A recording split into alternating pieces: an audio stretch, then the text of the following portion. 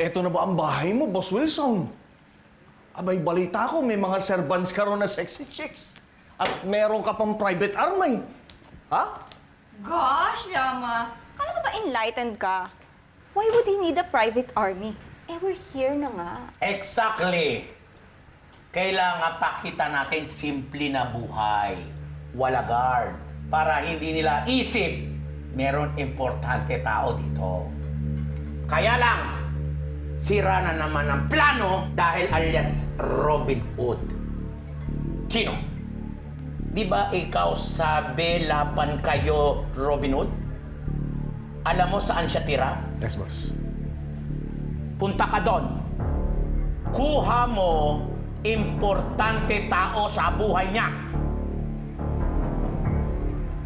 Yama, asan ang akin na suitcase? Nandun kayamanan ko.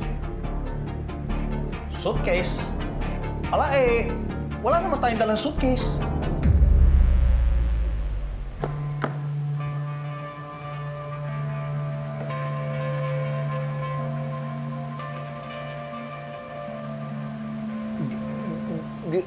Ginto? Ngayon ka lang nakakita ng ganyan? Naiintindihan kita, Junjun. Ako man ay matagal na rin hindi nakakakita ng ganito. Come on, Papa.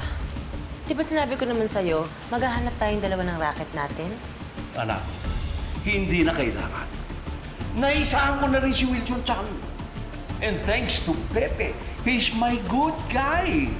Magsi-celebrate tayo. Nasaan si Pepe? Wow, parang naibang ihip ng hangin. Wala siya, Papa. Nakila-check siya kagabi pa. Matakas kasi. Saan naman? Sa kasalanan.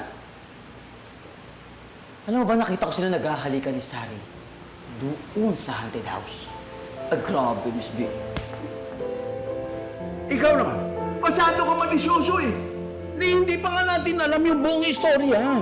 Baka may magandang dahilan si Pepe kung bakit nangyari yung sinasabi nito. Pero anak, relax. Don't worry. Mamili ka na lang dito sa mga items na ito, anak.